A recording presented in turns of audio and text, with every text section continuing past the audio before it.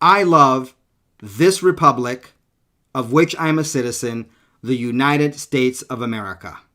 I feel very strongly about the statement I just told you, and I feel very strongly about the statement I'm about to tell you right now.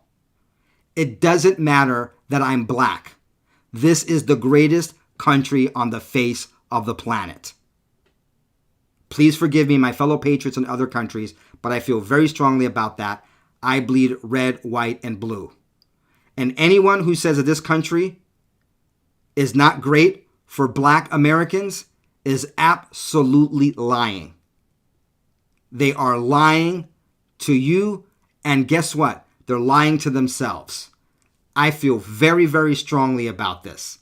Let's get into this. This is Open Source News. Don't forget to like, share, subscribe, and turn on the notification bell so you can be the first to see any new videos. Welcome to Open Source News. I am your brother and your host, BCP. Happy Father's Day, happy Juneteenth, happy weekend, whatever you're celebrating or not celebrating. I hope you're having a great day. If you like this video, hit the thumbs up and subscribe if you haven't already. I was taken aback but not surprised at this ridiculous statement made by Anthony Mackie. If you're not familiar with Anthony Mackie, he plays the Falcon in the Avengers Marvel Cinematic Universe films. He assists Captain America, and at the end of, I don't want to spoil it, but I hope you've seen it by now if you're going to see it. I know some people don't like Hollywood movies. That's fine. I live in Southern California. It's part of my local economy. Plus, growing up, I was a comic book geek. I'm still a collector. Don't collect the new stuff because it's boring and it's woke and it's just not fun for the most part.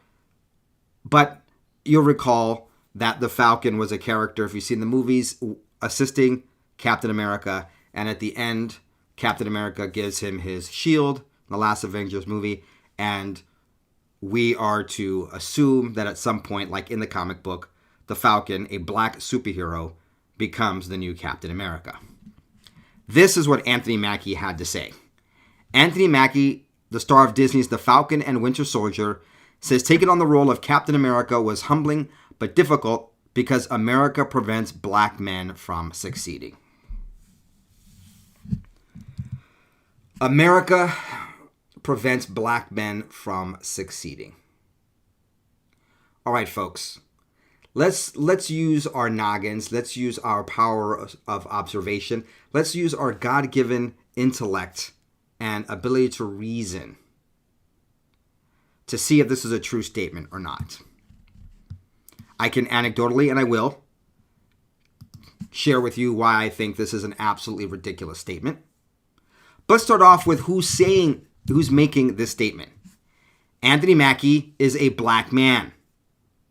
He played a major supporting character in one of the biggest, may even be the biggest franchise in history by how much money a studio made on it. I should have checked it before making this video, but I'm sure the Marvel Cinematic Universe has to be the most successful franchise of all time over their 20 plus movies and billions of dollars in revenue and ticket sales. And not only that, he gets his own show. I mean, the name of the show is The Falcon and Winter Soldier on Disney Plus. Disney's not a small company. It's not some sort of third-rate production. And he gets to play the most iconic superhero. Not to spoil it, if you're going to watch it, I am assuming you've watched it by now. He ends up becoming, at the very end, one of the most iconic superheroes of all time, Captain America. Anthony Mackie is a black man, and he is world famous, and he is a success when it comes to Hollywood. He has been more successful than 99% or thereabouts of aspiring actors and actresses in the world. Yet, he spews this woke victimhood of it's difficult because America prevents black men from succeeding. He goes on to say, I've worked so long in this business and I've done so many things that I felt were not appreciated or overlooked or things that were not considered to be worthy of promotion. And this is like my first promotion. No, it's not your first promotion. Your first promotion was getting casted into franchise and being in several movies. Even in the Ant-Man movie, you had a small role / cameo that was very interesting and very important to the development of the franchise. Now, he was most famous for The Hurt Locker, and he says he's not just frustrated, he thinks that he's been overlooked. Mackie feels it is a societal problem for all black men in America. Okay, little whiner. I've worked so long in this business and I've done so many things that I felt were not appreciated or overlooked, or things that were not considered to be worthy of promotion. That's the case for like 90+% of actors pursuing a career in Hollywood or in Bollywood or anywhere else where there is a thriving film industry. Most people don't make it, and a lot of people make great films that never get notoriety, never get noticed, never get picked up. See how many films are made, independent films are made, never picked up by any of the film studios, or ever picked up to even get a chance at any of the film festivals. And many go on the film festivals and never get picked up. And these are some fantastic movies. I haven't been to film festivals in years, but I've been before, where I've seen some fantastic works of art. And guess what? I've seen some real duds as well, where the people who put it together thought they were making a masterpiece. And because art is subjective, I felt like I lost 90 minutes of my life wasted watching their trash. So here's a man that is world famous, popular, has his own series, and yet he wants to blame his delay to success on being a black man. Let's observe. Let's see. Who was the president before Donald John Trump? Oh, that would be a biracial man named Barack Hussein Obama. Put your opinions aside of the man, of his politics, of where he may or may not have been born, any questions of eligibility, any of that kind of stuff. Let's just concentrate on the fact that for 8 years, the President of the United States was a biracial man. Biracial meaning a man who is black, identified as black, and the entire world recognized as black. So how is it that America prevents a black man from succeeding when America overwhelmingly, I am absolutely sure that in 2008, Obama did win overwhelmingly the vote. The numbers that we reported are probably at least close to accurate. I personally, and I mentioned this before, know plenty of white conservatives because of white guilt or whatever. They wanted to tell their children they voted for the first black man. And boy, that make me a pariah, because I was saying people 2008, don't vote for this unknown, inexperienced Marxist with a dodgy history. I wasn't very popular with my conservative friends. Probably wasn't already popular with a lot of my Republican friends, because I was already talking about how George W. was a fraud, a fake conservative, and a warmonger. So that made me very popular with a lot of my diehard conservative establishment friends at the time. Of course, this is years before President Trump came on the scene. I was very popular, obviously, with my friends and family who were Democrats. I lost friends that didn't speak to me for years because I was on Facebook saying, and other social media, I guess it would be MySpace at the time, saying, do not vote for this guy, he's unknown, or whatever. So how is it that America prevents black men from succeeding? This is absolutely ridiculous. Let me play you something that's going absolutely viral. I'm just going to show you this clip, how Benny Johnson presented it. Watch this parent absolutely obliterate CRT at an Illinois school board meeting. How do I have 2 medical degrees if I'm sitting here oppressed? Because what Anthony Mackie is saying is black men are oppressed in America, therefore they can't succeed. When you talk about critical race theory, which is pretty much going to be teaching kids how to hate each other, how to dislike each other, that's pretty much what it's going to, I don't care what you say, it's pretty much what it's going to all come down to. You're going to deliberately teach kids, this white kid right here got it better than you because he white? You're going to purposely tell a white kid, oh, the black people are all down and suppressed. How do I have 2 medical degrees if I'm sitting here oppressed? How did I get, first of all, time up, because I only got 5 minutes now, 5 minutes. 2 medical degrees. No mom, no dad in the house. Worked my way through college. Sat there and hustled my butt off to get through college. You gonna tell me somebody that looked like all y'all white folks kept me from doing that? Are you serious? Now, I want you to meet this person. His name is Ty Smith. He has a radio program on Cities 92.9. It's on Saturdays 3 to 5 p.m. So he's got a weekly weekend show. It's called Cancel This with Ty Smith. And as you can see here, listen for perspective you will not find anywhere else on radio. Ty grew up in the tough neighborhoods of Decatur and knows firsthand the struggles people in poverty have. He will dive into why the media's message to disadvantaged people is wrong and what we should be telling those struggling. And he goes on to say this in this viral clip. Not one white person ever came to me and say, well, son, you're never going to be able to get nowhere because you know the black people. But guess what? What's sickening about this whole thing is what y'all doing right now is already something I do in my community right now to speak out against stuff, because black folks are getting told by other black folks, oh, you know you ain't going to be able to do nothing out there in the world because them white folks ain't going to let you get no, oh, you know you're not going to be able to do it here because you know, the white man going to keep you down. Well, how did I get where I am right now if some white man kept me down? How am I now directing over folks that look just like you guys in this room right now? How? What kept me down? What oppressed me? Mr. Smith says so many things here that are right on point. Let me break it down. And this is a perspective video. This is an opinion video, less of a news video like I usually do. So bear with me. I feel really strongly about this. People are being lied to. You white folks are being lied to, especially you conservative non-racist, which is a majority of you. Yes, a majority of white Americans, they don't want you to know this, and I feel very strongly about this, are not racist. If anything, you guys are sometimes a little bit more sensitive because you don't want to be perceived as racist. Just be yourself. Like I am myself, just be yourself. We'll all get along. It's always worked that way. And guess what? I'm American. You're American. We may have some cultural differences because I'm black and Puerto Rican. I celebrate Three Kings Day. You don't. I have arroz con gandules with my mom. I have asopao. I have tacos with my wife. Not really, even though she's Mexican. We hardly ever eat tacos, by the way. I have pozole. Those are all just little differences that give variety to life, which makes life pleasurable. That's why in America, you've got to love the fact that you can go, literally think about it. This is not in everywhere in the world, by the way, folks. You get up in the morning, you go on a weekend, say on a Saturday, and you go with the family. What am I going to go? Do I feel like Chinese? Do I feel like having sushi? Do I feel like having some Indian curry? Oh my goodness, maybe I want barbecue. Maybe I want Mexican food. What kind of Mexican food do I want? Maybe I want pupusas from El Salvador.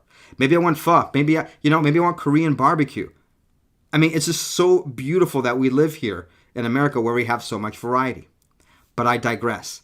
There is no white man that ever says, oh, you can't do this because you are black. Unless that person is a racist, white, liberal, elitist Democrat or someone falling into their thinking. And I feel very strongly about this. And I know this is taboo. You're not supposed to mention this. But one of the biggest groups of people that hold back black men and other blacks from success are other black people. I know it's taboo. I know it's not cool to say that. I know that's airing out our laundry, but it's true. Because you have limiting factors in your mind, because you feel insecure, because you have bought into your limiting beliefs, you want to project that into other people. And I'm talking about people of color that hold back other people of color, like crabs trying to get out of a bucket, and the crabs grab the other one and bring them down. Or so I'm told, or I've heard on about every personal development story or seminar that I've heard over the last several years. But you get the point. And of course, white liberals need you to buy into that because when they want to keep you down, they want to keep everyone down, by the way. That's why they divide everyone up by their orientation, by their ethnicity, by their race, by their socioeconomic class. And then they have us all wanting to identify in those ways to keep us in a box. It's a power play. They've been doing it for ages. There's nothing new. It's just that people are now awakening to this tactic. But no white man has said, oh, you can't do this. In the actual real world, they don't come up into you and say, you can't do this. And guess what? They don't even really do that. They don't really do that even in private. Because if they did, would we have a black president? Would we have black CEOs? Would we have famous black athletes? Famous black artists of all type, film, movie, television. Oh, BCP, they've always seen black people as jesters and as comedians. Really? Have you seen how many black successful businesses there are in places like Atlanta that's predominantly or overwhelmingly black? Please. And since I told this is going to be a little more personal, one of the first people that taught me about business, I don't want to embarrass him, his name is Eric, a white guy. And I was very young, and I I was between transferring from UC Berkeley to the new school that I ended up going to, and he knew that I was working my tail off. And he said, hey, and I was in between semesters, and he said, hey, do you want to come work with me while you're going to school? And I said, yeah.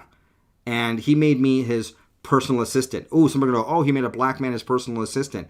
Guess what I learned working for Eric, an entrepreneur, a man who had a very large and successful business. I learned business. Being his assistant, I got to learn everything about it was a roofing and painting company. I got to learn a whole bunch about estimating, all that kind of stuff. But because I was assistant and worked with him in his office, I got to learn about bookkeeping, scheduling, hiring, having foremen, having delegation, prioritizing, taxes, prepaid taxes, having a trustworthy accountant, having attorneys, all these things I got to observe and learn by being just his lowly personal assistant. And guess what? He paid me a very fair wage. I wasn't complaining that I was making as much as him. He's the one that took a risk to start the company. He's the one that was responsible for everyone's payroll, not me. And guess what? Eric is about as white as they come. He's a surfer. I mean, seriously, if you're going to go by stereotype, except for some of my perhaps Southern brothers and sisters or some of my country bumpkin brothers and sisters who I love very much, one of my dearest friends, I would say one of my best friends, is a cowboy who grew up in Arizona. All right, so this surfer white guy gave me a chance. Then got busy with school, had to take another job or what have you, but he gave me an opportunity to learn things that were able to apply later. You can't learn that in school. A white guy, and he wasn't like, "Oh, I'm gonna hold this black guy down." He just said, "Hey, you're pretty smart. You're pretty bright. You're obviously hustling. I'd like to have someone of your talent work at my company." And then you hear Mr. Smith saying he's got 2 degrees. I only have one, an economics degree. And then he says that he directs other white people. This is crazy. In my career, I've owned a company. I've hired white people. I have white people work for me, men and women, in my own company. I was a principal manager for a company that was later acquired, a private company that was later acquired by a Wall Street firm. And I was the man on record legally, and my license was on the line for many other people in the company, a majority of who were white and Latino, because we're in San Diego. The company I work for is in San Diego, and that's kind of like the mix. You get a lot of Latinos, even second, third generation, and white folks. And black people worked as well, the company. So this is a ridiculous statement. America in 2021 is not holding back any black man. I work for myself from off the streets to where I am right now. You gonna sit here and tell me this lie of critical race theory? Of this the reason why black folks can't get ahead because of white folks? Are you kidding me? This is what we come to now. I can't believe we even talking about this right now. The last thing I'm gonna say right here is something that's crazy. Martin Luther King said he wanted his kids to grow up in a world where they are judged by the contents of their what? Their character, not their skin. This makes my heart sing, smile, and radiate. Folks, it's not what Martin Luther King Jr. said. It's not the quote. It's that every white person in that room knew exactly what Martin Luther King Jr. taught and preached. I have a dream where his children would be judged by the content of their character, not the color of their skin. And every white person in there knew that quote. That is a beautiful thing that would not happen in a racist country, because a racist country would not share, teach, or play decades later those infamous words from Martin Luther King Jr. That was one of the most beautiful moments of this clip for me. If they letting this stuff go on right now, it is absolutely doing the complete reverse of what he's doing. So when February comes, don't talk about Martin Luther King. When February comes, don't talk about Black History Month. Y'all gonna sit there and just pretty much pee on his grave with this nonsense? That's exactly what's about to happen. I find it shameful, embarrassing, ignorant, incredibly ironic, and mind-boggling that people that have my melanin shade, darker, a little bit lighter, who are of African descent. I am not African American, by the way. I don't mind if you call me African American, but I'm not African American. I'm Black American. I'm American with if you want to say, oh, what I look like, I'm Black. And look, because I'm Latino, it doesn't matter to me that you describe me as Black, because in Latino culture, we describe people by what they look like. It's not a value of their character. It's just a physical trait they have. You will hear in Latino, I know you can't say this in America. I know culturally it's not correct. But in Latino, you can go, oh, who's that? Who's that? Who's your wife? Oh, my wife is the fair-skinned fat lady. Like in Mexico, they'd go, la güerita gordita. In Nicaragua, where I used to live, they would go, oh, la chelita gordita. La blanquita gordita. La negrita alta. The tall black lady. They're just physical traits. The blue-eyed, the green-eyed person. It's just, so if you're going to call me anything, first of all, call me by my name if you know it, or call me BCP, or call me brother. And if you want to call me an African-American guy, that's fine, but I'm not African-American. I have a very close sister from my congregation to me. Love her dearly, and her children and her family. They're from Nigeria. They are African-American. I had a co-worker and a classmate when I worked at the bank. He was Afrikaans of Dutch descent. Super, like he would get red all the time from the sun. From South Africa. Spoke English and Afrikaans. He was more African and is more African American than I am. But I digress. That is not really important to me. But I prefer Black American, or just Black if you're going to talk about me physically. I don't have a problem with that. I know some Black people do. Like, and I can't speak for everyone. I can only speak for myself.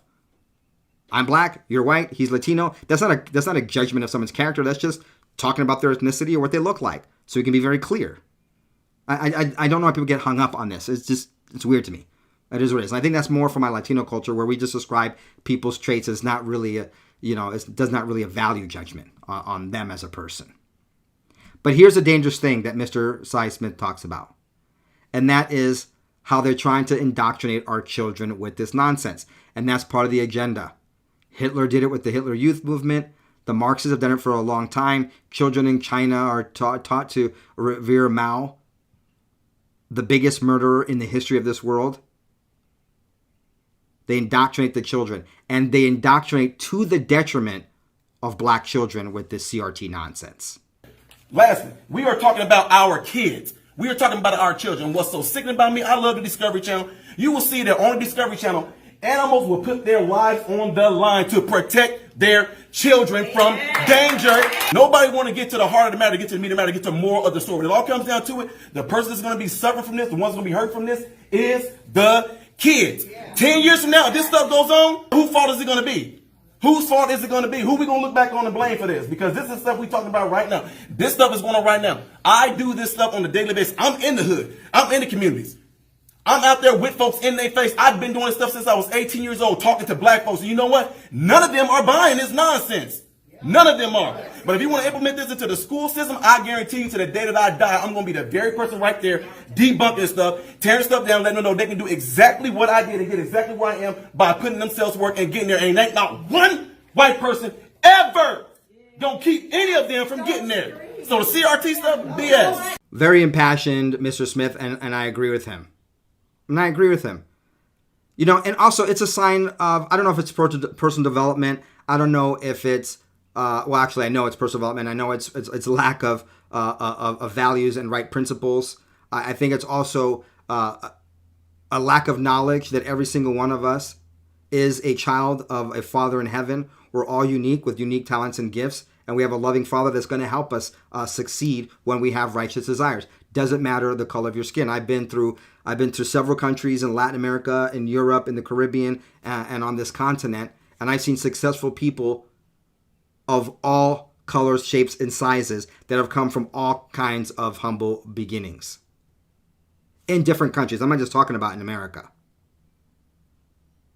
But it all starts here.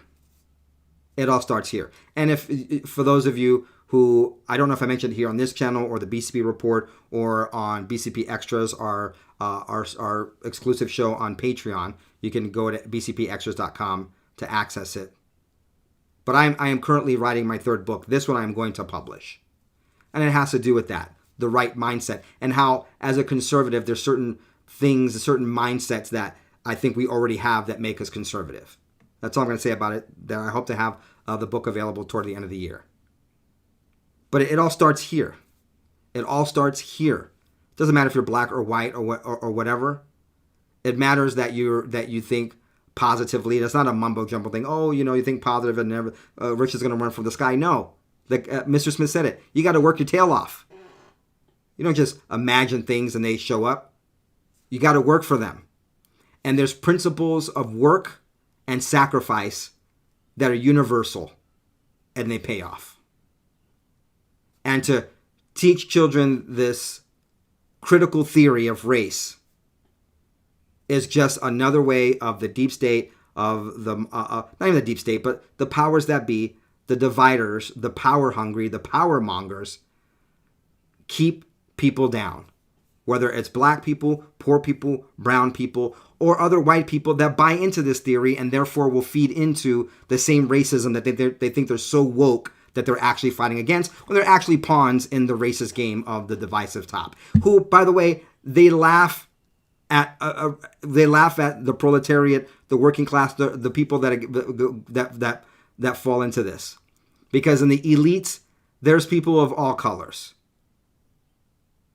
You think that the Jay-Z's and the Oprahs don't really know what's going on? They feed into it so they can stay in their power base. The Obamas, the Michelle, saying, "Oh, I was never part of my country until now." Of course, they say things like that because it elevates them and it suppresses the masses. I feel very, very strongly about this, folks, and I appreciate you on this Juneteenth or this Father's Day hearing my opinions and my breakdown of Mr. Smith's excellent, impassioned speech on the subject. And I'll end with this because he ended with this. It's all about our children. We have very limited time on this planet. We get a good, I'm hoping to get a good 80 to 95, 96 year run. Whatever the case may be. But in the scope and history of everything, we're here but a short time. Let's leave the world better than how we found it. And the way to do that is to the next generation. And let's not do them a disfavor. Let's not put them at disadvantage by giving them wrong theories, wrong philosophies to base their lives on, which will only lead to failure, depression, and a feeling of worthlessness. Let's not do that to our children, whether they are white, black, Asian, or anything else or in between. This is my impassioned plea to you, my brothers and sisters, regardless of your color. I love you. We're all God's children. Let's just move along and let's judge people by the content of their character and the hell with the color of their skin. Until the next episode, ciao, goodbye, and God bless. Please make sure that you check out our other channel here on YouTube, the BCP Report. You can go to bcpreport.com or click on the link down below. You can also do the same for our new off-platform show at bcpextras.com. Have a great weekend and a happy Father's Day to our fathers. Thanks for joining us on Open Source News. Don't forget to like, share, subscribe, and turn on the notifications bell so you don't miss out on any real news.